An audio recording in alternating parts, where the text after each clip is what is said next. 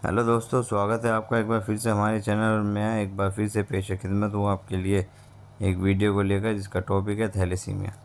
दोस्तों, आज हम इस वीडियो में थैलेसीमिया के बारे में बात करेंगे। ये क्यों होता है, इसके प्रकार क्या है। तो चलिए जल्दी से वीडियो को स्टार्ट करते हैं। स्टार्ट करने से पहले अगर आपने वीडियो को लाइक नहीं किया तो वीडियो को लाइक और शेयर ज़रूर करें और सब्सक्राइब करना ना भूलें। अगर किसी भी व्यक्ति को एक स्वस्थ शरीर चाहिए तो उसके लिए सबसे ज़रूरी है कि शरीर में ऑक्सीजन युक्त स्वस्थ रक्त प्रवाह सुचारू रूप से चलना चाहिए। हमारे पूरे शरीर में जो भी पोषक तत्व हैं वह रक्त के माध्यम से ही प्रभावित होते हैं, लेकिन कई बार व्यक्ति को रक्त संबंधी समस्याओं का सामना करना पड़ता है। इसके चलते कई शारीरिक समस्याएं होने लगती हैं। थैलेसीमिया रक्त संबंधित ऐसा ही रोग है जिसकी वजह से व्यक्ति को कई अन्य शारीरिक समस्याओं का सामना करना पड़ता है। इस वीडियो में थैलेसीमिया के बारे में हम विस्तार से बात करेंगे। इस वीडियो में आप थैलेसीमिया के लक्षण, इसके कारण, इससे होने वाली जटिलताएं और सबसे ज़रूरी थैलेसीमिया के इलाज के बारे में विस्तार से जान सकते हैं। नंबर 1, थैलेसीमिया क्या है। What is thalassaemia. थैलेसीमिया विरासत में मिला रक्त विकार है। यह व्यक्ति के शरीर की सामान्य हीमोग्लोबिन उत्पादन करने की क्षमता को प्रभावित करता है। हीमोग्लोबिन आरबीसी में मिलने वाला एक ज़रूरी प्रोटीन है। यह आपके आरबीसी को आपके पूरे शरीर में ऑक्सीजन का परिवहन करने की अनुमति देता है। आपके शरीर की अन्य कोशिकाओं को पोषण देता है।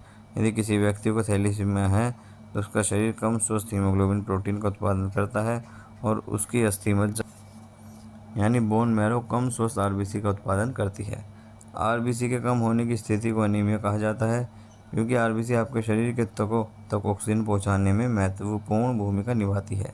इसलिए अपर्याप्त स्वस्थ आरबीसी आपके शरीर की कोशिकाओं को ऑक्सीजन से वंचित करती है, जिसकी उन्हें ऊर्जा बनाने और पनपने के लिए आवश्यकता होती है।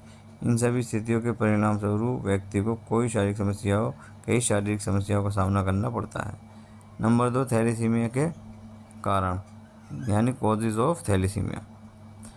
दोस्तों, हीमोग्लोबिन में 4 प्रोटीन चैन, 2 अल्फा ग्लोबिन चैन और 2 बीटा ग्लोबिन चैन होते हैं।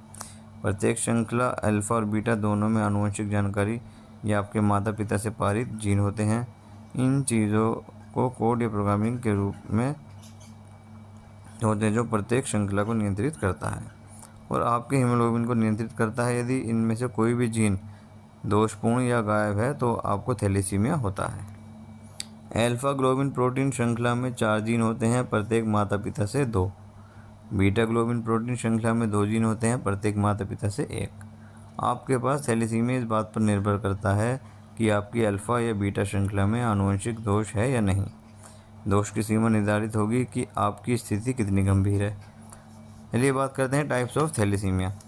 थैलेसीमिया रक्त विकार के 2 प्रकार के होते हैं। Number 1, alpha thalassemia. Number 2, beta thalassemia. Number 4, thalassemia मेरे शरीर को कैसे प्रभावित करता है। थैलेसीमिया समय के साथ हल्के या गंभीर एनीमिया और अन्य जटिलताओं का कारण बन सकता है, जैसे थकान, सांस लेने में कठिनाई, ठंड महसूस हो रही है, चक्कर आना, पीली त्वचा। नंबर 4, थैलेसीमिया के लक्षण, सिम्टम्स ऑफ थैलेसीमिया। थैलेसीमिया की स्थिति कितनी गंभीर है इसका वर्णन करने के लिए इसके लक्षणों को जानना ज़रूरी है। इस रक्त विकार के लक्षणों को लघु, मध्यवर्ती और प्रमुख के रूप में वर्गीकृत किया गया है, जिससे इसकी गंभीरता को जाना जाता है। किसी व्यक्ति को अगर थैलेसीमिया के ऐसे लक्षण दिखाई देंगे, यह इस बात पर निर्भर करता है कि उसे कौन से प्रकार का थैलेसीमिया हुआ है।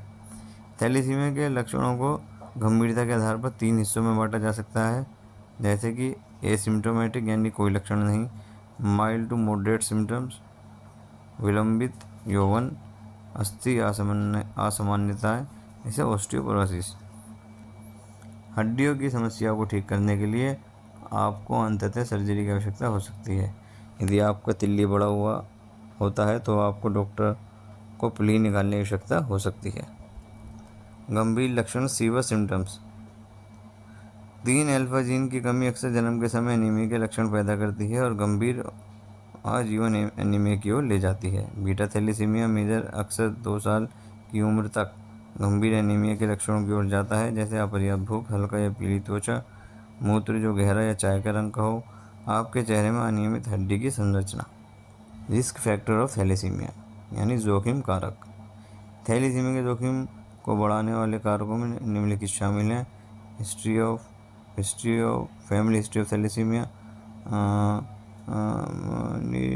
निश्चिंत वंश, certain ancestry, diagnosed of thalassemia. मध्यम और गंभीर थैलेसीमिया का अक्सर बचपन में निदान किया जाता है, क्योंकि लक्षण आमतौर पर आपके बच्चे के जीवन के पहले 2 वर्षों में दिखाई देते हैं।